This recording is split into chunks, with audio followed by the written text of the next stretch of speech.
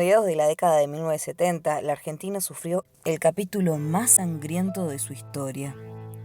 El golpe militar del 24 de marzo de 1976 que daría comienzo a la última dictadura militar autodenominada Proceso de Reorganización Nacional, la cual sumió al país en sus noches más oscuras. Finalizando la década del 60, en el marco de la dictadura militar de Carlos Onganía, surgen nuevos actores en el turbulento escenario social y político, los grupos guerrilleros socialistas y peronistas. Esta radicalización política es aprovechada por Perón, que desde el exilio alienta estas agrupaciones para desgastar a los militares y establecerse él mismo como el único interlocutor entre ellos y el arco político. Así fue que logró su retorno al país después de 18 años de exilio. Sin embargo, el regreso de Perón al país y su tercera presidencia no pacificaron el clima de violencia política. El peronismo se encontraba partido en dos facciones enfrentadas entre sí. Por un lado la izquierda peronista y por el otro lado el peronismo de derecha. Una vez en el poder, Perón opta por el peronismo tradicional, basado en la burocracia sindical, marginando al movimiento peronista de izquierda. Por otro lado, de la mano de José López Rega, secretario de Bienestar General del gobierno de Perón, aparece en el país la AAA, una organización parapolicial que se dedica a perseguir de forma clandestina a los miembros de las organizaciones armadas.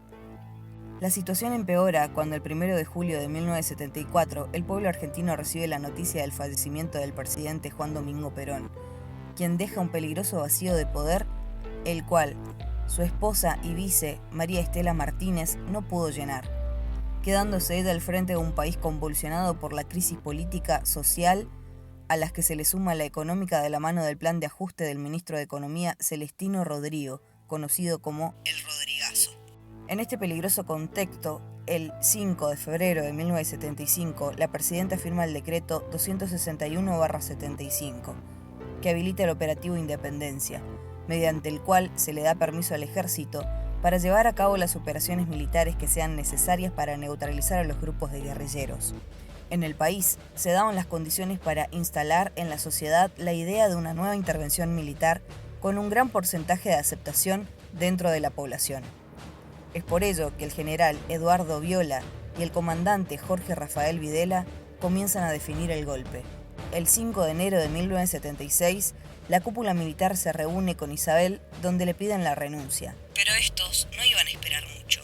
El 24 de marzo de 1976, las tres fuerzas, Ejército, Fuerza Armada y Fuerza Aérea, organizadas en una junta militar, ejecutan un golpe de Estado, destituyendo a Isabel Martínez de Perón del poder, con el apoyo de la sociedad rural, grupos de empresarios y financieros, el grupo más conservador de la Iglesia Católica, sectores civiles, los medios de comunicación y el gobierno de Estados Unidos bajo la presidencia de Gerald Ford, quien no solo apoyó sino que financió el golpe. A esta primera junta le seguirán otras tres, con presidente como Videla, que gobierna desde 1976 a 1981, Viola, quien fue destituido por la propia junta en 1981, le sigue Leopoldo Fortunato Galtieri, quien gobierna desde 1981 a 1982 y es quien nos lleva a la guerra en Malvinas. Finalmente, Reinaldo Vignone, de 1982 a 1983, quien afrontó el periodo de transición a la democracia. Este nuevo orden declarará automáticamente el estado de sitio y ley marcial, es decir, la imposición del estado militar, su represión y el suspenso de las garantías constitucionales. Las personas no eran libres de salir a cualquier hora de su casa, no podían reunirse, no podían vestirse, leer, escuchar música y mucho menos actuar o pensar como querían. El gobierno militar utilizó la lucha subversiva para desarrollar una política sistemática de represión feroz contra los simpatizantes de izquierda o subversivos, término que se extiende a todo aquel que esté en contra o simplemente tenga ideas diferentes a las de la dictadura. Estudiantes, músicos, escritores, sindicatos, gremios, trabajadores, artistas, que proponían una mirada distinta al modelo. Este gobierno buscaba un país sin huelga, con ciudadanos tranquilos y obedientes, con una política económica neoliberal, sin intervención económica del Estado ni redistribución de la riqueza, eliminando la política proteccionista de Perón y desencadenando una inflación desenfrenada. Estaban dispuestos a arremeter contra todo aquel que atente contra la institucionalización del país. El malestar Claro que había, pero era controlado por el temor, con pequeños momentos de felicidad como lo fue el Mundial. Para mantener el control, dividieron los territorios en zonas y crearon centros de detención clandestinos en las principales guarniciones militares, comisarías y edificios de las Fuerzas Armadas. Los más famosos fueron el Vesubio, la Perla, la D2 de Córdoba, la Escuela de Famallá de Tucumán y, la más temida, la Escuela de Mecánica de la Armada guiada por Macera. Hacia el 1976, más de 350 centros estaban en funcionamiento. Este nuevo orden buscaba instalar la obediencia, el miedo y la desconfianza en la sociedad. Se invitaba a denunciar a todos los que parecieran sospechosos o subversivos. Estos eran apoyados por los principales medios de comunicación.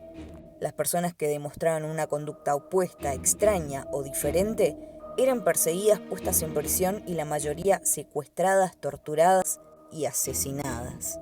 Irrumpían de manera clandestina e ilegal en sus trabajos, en plena calle, en sus hogares, sin que nadie pueda hacer nada. Eran llevados a los centros encapuchados en autos sin patente. Allí eran torturados durante horas, de diferentes maneras. Electroshock, golpes, quemaduras y muchas veces violados. El fin era obtener información sobre posibles operativos de resistencia y otros nombres de subversivos. Las mujeres que ingresaban o quedaban embarazadas en los centros, ni bien daban a luz, eran separadas de sus hijos, los cuales eran dados en adopción a familias allegadas a los militares. La mayoría de los secuestrados eran asesinados, asfixiados, fusilados o ahogados en el mar por medio de los famosos vuelos de la muerte. La literatura y el arte no quedaron afuera. También hubo persecución de las ideas. También hubo prohibiciones. Libros, cuentos, canciones, poesías para adultos, jóvenes y niños que invitaban al pensamiento, a la imaginación, a la idea de un lugar diferente, de cambiar algo que estaba mal, de enfrentarse a lo malo. Los que fomentaban la igualdad y la justicia comenzaron a prohibirse, ya que según dicho gobierno, fomentaban el pensamiento e ideas subversivas, que cuestionaban el orden ideológico social. Al principio eran pocos, luego fueron cientos. Fueron muchos los artistas censurados, perseguidos, exiliados, o en el peor de los casos, secuestrados y asesinados. El organismo encargado de controlar los servicios de radiodifusión, la programación y el contenido de las emisoras era el Comité Federal de Radiodifusión, o CONFER, a través de la Ley 22.285. Ellos decidían qué canciones podían sonar y cuáles no, a través de una lista de canciones censuradas. Aunque éstas eran negadas oficialmente, todos los medios tenían una lista de canciones que debían evitar.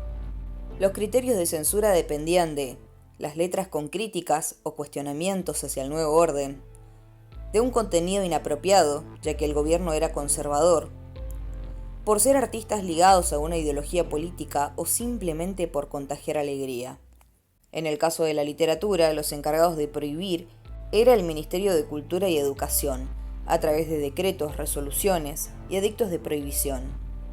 Esos libros prohibidos eran buscados, secuestrados y quemados. En las escuelas y universidades se ejercía un riguroso control. A través de una lista con el título del libro solicitado, editorial, curso, cantidad de alumnos, la institución y el docente que lo aconsejó. Algunos docentes se arriesgaban y leían igual los libros en las aulas, pero les cambiaban los nombres y los autores, o escribían a mano, les cambiaban la tapa de los libros y le pedían a los niños que no anoten nada en los cuadernos de ese día. Lo hacían porque pensaban que eso era necesario para crear un mundo mejor. Otros se animaron a esconder dichos libros y luego fueron exhibidos en la democracia, cuando los libros y las ideas volvieron a ser libres. Todo eso, toda esa persecución, no sirvió para que la gente callara. Un grupo de civiles comenzaron a romper el silencio, el reclamo se hizo escuchar y se hizo colectivo.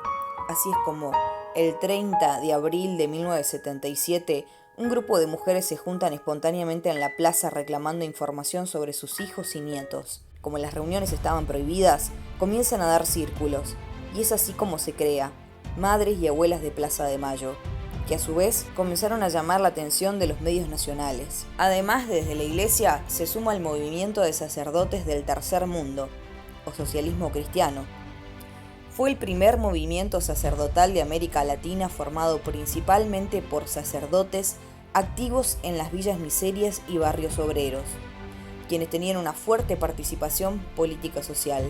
Las revueltas se hacen más fuertes y a mediados de 1977 la dictadura comienza a resquebrajarse. Inflación, reclamos por los movimientos de los derechos humanos y la denuncia por la violación de los mismos. Así es como en 1982 la dictadura vive un momento de presiones internas y externas.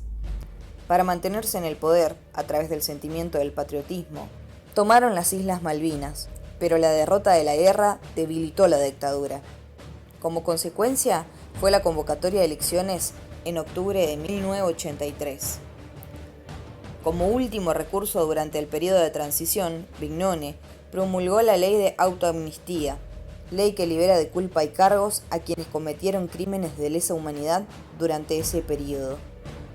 Esas elecciones fueron ganadas por Raúl Ricardo Alfonsín, considerado, a partir de allí, padre de la democracia. Como consecuencia, esta política nos dejó el exilio, un saldo de 30.000 desaparecidos, 1.000 muertos en Malvinas, robo de niños, una sociedad, cultura, industria y economía en ruinas, debido al incremento de la deuda pública, la inflación, cierres de industrias, quiebras de bancos y entidades financieras, riqueza concentrada, reconocimiento internacional por la defensa de los derechos a cargo de las madres y abuelas de Plaza de Mayo, quienes ayudaron a encontrar a hijos desaparecidos, y finalmente el debilitamiento del peronismo. Hasta aquí la explicación. Si te gustó el video, dale like, activa la campanita, compartí y dejanos tus comentarios.